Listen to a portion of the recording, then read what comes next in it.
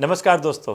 Plus minus में आज बात करेंगे कम्युनल हार्मनी यानी सांप्रदायिक सद्भाव की, विश्व अर्थव्यवस्था की और आने वाले त्यौहार होली की। तो शुरुआत करते हैं हिंदू मुस्लिम में बंट रही सांप्रदायिक दीवार की। क्या आपको भी लगता है कि भारत में हिंदू मुस्लिम भाईचारा खत्म हो गया है? रमजान और होली पर बायकाट की अपीलों का कितना असर होता है, आज हम इस सांप्रदायिक बहिष्कार पर विश्लेषण करेंगे। आप सभी ने सुना होगा, दिवाली में अली बसे हैं और रमजान में राम, ऐसे बना मेरा भारत महान।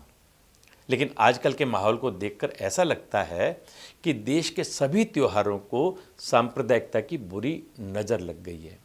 आज ना हिंदू होली दिवाली में अली को देखना चाहता है और ना ही मुसलमान रमजान में राम को। इसका जीता जागता सबूत मध्य प्रदेश में देखने को मिला, जहां रमजान का महीना शुरू होते ही मुसलमानों ने हिंदुओं के खिलाफ नफरत भरे कई मैसेज सोशल मीडिया पर वायरल करने शुरू कर दिए। इन मैसेजेस में अपील की गई है कि कोई भी मुसलमान हिंदुओं की दुकानों से कोई सामान ना खरीदे। मध्य प्रदेश में मुसलमानों ने हिंदुओं का बाइकाट शुरू किया तो यूपी में मथुरा में हिंदू संगठनों ने होली में मुसलमानों के शामिल होने पर बैन लगाने की मांग कर डाली। अब सबसे बड़ा सवाल यही है कि आखिर ऐसे बेतुकी अपीलों का लोगों पर कितना असर पड़ता है। आइए आपको सबसे पहले कुछ मैसेज दिखाते हैं जो इस वक्त सोशल मीडिया पर वायरल हो रहे हैं। इन मैसेजेस में हिंदुओं को काफिर तक कहा गया है। इनमें लिखा है, किसी भी हाल में काफिरों से कोई लेन देन ना करें, फिर चाहे वो आपका पड़ोसी हो, दोस्त हो या कोई जानने वाला हो। केवल मुस्लिम भाईचारे को ही बढ़ावा दें। एक दूसरे मैसेज में यहाँ तक लिखा गया कि हिंदू दुकानदार खाने पीने की चीज़ों में कुछ भी मिला सकते हैं, यहाँ तक कि वो अपना यूरिन तक भी मिला सकते हैं। इसलिए रमजान की खरीदारी हिंदुओं की दुकानों से ना करें। इसमें कॉन्ट्राडिक्शन है दोस्तों। जब कोई हिंदू खाने में थूक या जूस में यूरिन मिलाने का आरोप लगता था तो हिंदुओं की कड़ी आलोचना होती थी, क्योंकि ये मुसलमान करते थे। लोग कहते हैं कि कुछ हिंदू मुस्लिम समुदाय के खिलाफ साजिश रच रहे हैं।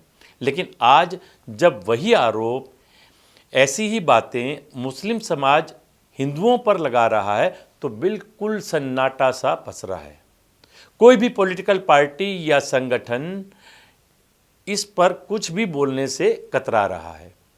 भारत के हिंदू कितने सहनशील हैं ये पूरी दुनिया जानती है। महाकुंभ में करोड़ों हिंदुस्तानियों ने विश्व के सामने भारतीय सभ्यता और सहनशीलता की मिसाल कायम की है।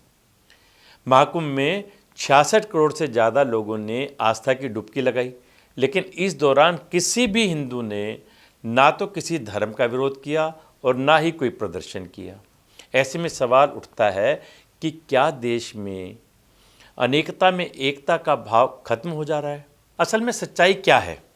क्या वाकई में जब हिंदू मुसलमान समुदाय अपने अपने समाज से ऐसी अपील करता है तो इनका असर होता है? असल में सच्चाई ये है कि कुछ हिंदू संगठन जब ऐसी बहिष्कार की अपील करते हैं तो सिर्फ चुनिंदा लोग ही इसका समर्थन करते हैं, जबकि पूरा हिंदू समाज इसका पक्षधर नहीं होता। इसी तरह जब कुछ कट्टरपंथी मौलवी इस तरह की अपील करते हैं तो पूरा मुस्लिम वर्ग इसका समर्थन नहीं करता, बल्कि कुछ गिने चुने लोग ही करते हैं। एक रिसर्च के मुताबिक आंकड़े बताते हैं कि 40% मुसलमान त्योहारों में हिंदुओं की दुकानदारों से खरीदारी करते हैं, जबकि 30% हिंदू मुस्लिम दुकानदारों से सामान लेते हैं। साल 2023 में ईद के मौके पर 30 लाख दुकानों से 50,000 करोड़ का बिजनेस हुआ था, जिनमें से 18 लाख दुकानें हिंदुओं की थी। इन आंकड़ों से ये पता चलता है कि हमारे देश में हिंदू मुस्लिम का भाईचारा अब भी खत्म नहीं हुआ है। दोनों धर्मों की तरफ से बहिष्कार करने का सियासी खेल खेलने वाले लोगों की संख्या बहुत कम है, ये महज मुट्ठी भर लोग हैं। लेकिन जब से सोशल मीडिया का बोलबाला हुआ है तब से लोगों को यही लगता है कि देश में धार्मिक सौहार्द बिगड़ रहा है, जबकि ऐसा बिल्कुल नहीं है। ये बात अमेरिका की famous think tank PEW search की रिपोर्ट में भी पता चलती है कि दोनों समुदायों में धार्मिक विविधता को लेकर सकारात्मक रुख है। हालांकि कुछ मुद्दों पर मतभेद भी हो सकता है। 52% हिंदू देश में धार्मिक विविधताओं को देश के लिए अच्छा मानते हैं, जबकि 24% हिंदू इसका विरोध करते हैं। दूसरी तरफ 56% मुसलमान देश में अलग अलग धर्मों के होने को बेहतर मानते हैं, जबकि 24% मुसलमान भी इसे गलत ही मानते हैं। यदि हम शहरों की बात छोड़ दें तो गांव कस्बों में ज़्यादातर हिंदू मुसलमान शांति से भाईचारे की भावना के साथ ही रहते हैं, खासकर उन इलाकों में जहां हिंदू बहुसंख्या में है, मेजॉरिटी में है। हाँ, कुछ अपवाद जरूर हैं कि जहाँ जहाँ मुस्लिम बहुतायत में हैं वहाँ हिंदुओं को कुछ समस्याओं का सामना करना पड़ता है। इस बात पर आपको राहत इंदौरी का एक शेर बताता हूँ। ये मुनाफे की तिजारत है, ये मुनाफे की तिजारत है, चलो इश्क करें। आप हिंदू, मैं मुसलमान, ये ईसाई, ये सिख, छोड़ो यार ये सियासत है, चलो इश्क करें।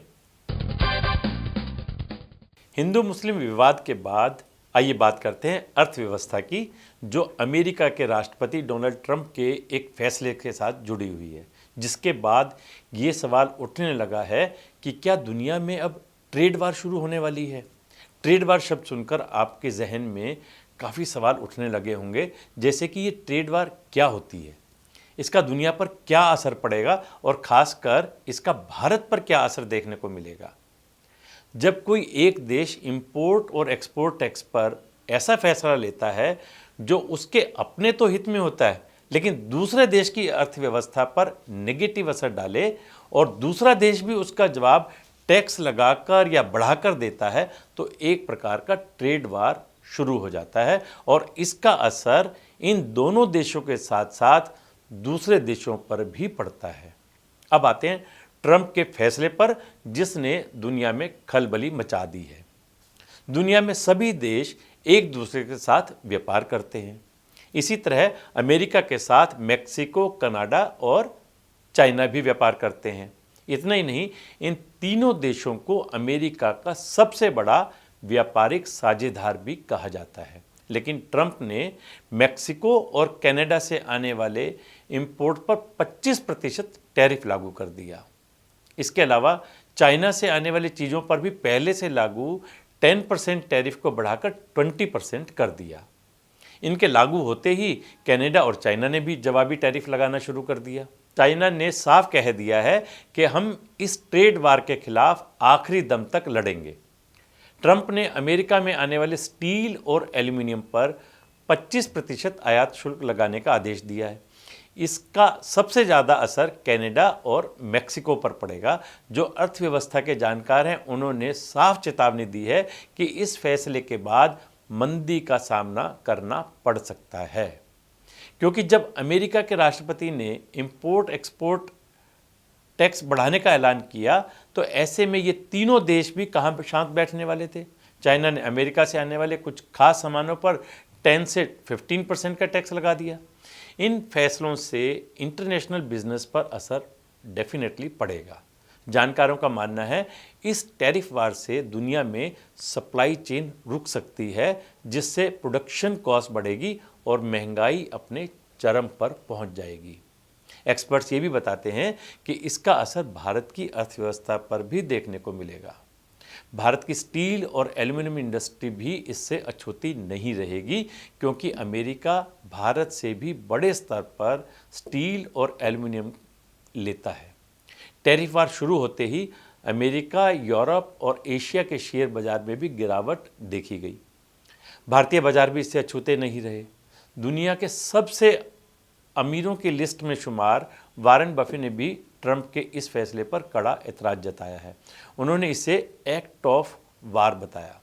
बफे ने साफ कहा है कि टैरिफ चीज़ों पर टैक्स के रूप में जो काम करते हैं, जो उपभोक्ताओं के लिए कीमतें बढ़ा सकते हैं, यानी दुनिया में मंदी और महंगाई की मार एक साथ आने वाली है। तो ये बात थी वर्ल्ड ट्रेड वार की। आइए अब बात करते हैं आने वाले त्यौहार होली की। हाल ही में संपन्न हुए महाकुंभ के बाद देश भर में हिंदुत्व की, सनातन परंपरा की और हमारी पुरातन संस्कृति की एक लहर सी चल पड़ी है। इन्हीं सब के बीच अब आ रहा है होली का त्यौहार। हर कोई होली को लेकर बहुत खुश है कि इस बार होली पर क्या करना है, कैसे रंग लगाना है या फिर कैसे होली के दिन को और खूबसूरत बनाना है। लेकिन क्या आप जानते हैं, होली का दहन से 8 दिन पहले होलाष्टक शुरू हो जाता है। शास्त्रों में फाल्गुन शुक्ल अष्टमी से लेकर होलिका दहन तक इस अवधि को होलाष्टक कहा गया है। कुछ लोग आज के हाईटेक ज़माने में बहुत मॉडर्न हो गए हैं और होलाष्टक पर विश्वास नहीं करते, लेकिन यकीन मानिएगा होलाष्टक का आपके जीवन पर प्रभाव बहुत ज़्यादा पड़ता है। इस साल होली 14 मार्च की है और इससे पहले होलाष्टक 7 मार्च से शुरू हो चुका है। आइए जानते हैं कि आखिर होलाष्टक का महत्व क्या है और इसमें शुभ कार्य क्यों वर्जित होते हैं, क्यों इसे अशुभ माना जाता है। ये समय विशेष रूप से पूजा, विवाह, नए घर में प्रवेश या अन्य सकारात्मक कार्यों के लिए उपयुक्त नहीं माना जाता। इसलिए लोग इसे एक डर के रूप में महसूस करते हैं, क्योंकि उन्हें लगता है कि इस समय किए गए कार्यों का अच्छा परिणाम नहीं निकलेगा। होलाष्टक के दिनों में राक्षसों के व्रत की कथा कही जाती है और इस समय को कुछ लोग बुराई और अशुभ शक्ति के प्रभाव के रूप में देखते हैं। लेकिन दूसरी ओर कुछ लोग मानते हैं कि होलाष्टक के दौरान ग्रहों का प्रभाव अस्थिर रहता है और इस समय किसी भी महत्वपूर्ण कार्य को आरंभ करना ठीक नहीं होता। होलाष्टक के दिन का डर इस बात से भी जुड़ा हुआ है कि ये वो समय है जब बुरी शक्तियां और बुराई का सामना करना पड़ता है। इस दिन लोग टोना टोटका करना शुरू कर देते हैं। आपको चौराहों पर होलाष्टक शुरू होते ही बड़ा संभल कर चलना पड़ता है, क्योंकि लोग रात में टोना टोटका करके चौराहों पर ना जाने क्या क्या फेंक कर जाते हैं और जिस पर अगर आपका पैर गलती से पड़ जाए तो बुरा परिणाम झेलना पड़ सकता है। 7 मार्च से लेकर 13 मार्च तक का ये समय संभल कर और बड़े ध्यान से धैर्य के साथ चलने का है। इसलिए कोशिश करें इस दौरान कोई शुभ काम बिल्कुल ना करें। ये 8 दिनों का गृह प्रवेश, विवाह, 16 संस्कार, ये सब जो वर्जित हैं उन्हें अवॉइड करना चाहिए। इस दिन को लेकर कई लोग मानते हैं कि अगर कोई गलत काम या बुरी सोच रखता है तो ये दिन उनके लिए भी शापित हो सकता है। लोग अपनी नकारात्मकता, डर, गलतियों को भी इस दिन जलाकर नष्ट करने में विश्वास रखते हैं। आध्यात्मिक रूप से भी इसी तरह इसे देखा जाता है कि इस दिन अगर कोई अपनी बुराई को नहीं छोड़ता तो उसके लिए ये दिन दुर्भाग्य का कारण बन सकता है। अब आपके लिए ये सोचने समझने की ज़रूरत है कि अपने इन शुभ कार्यों को 7-8 दिन के लिए टाल दें या फिर रिस्क लेकर कर ही डालें। निर्णय आपका। नमस्कार।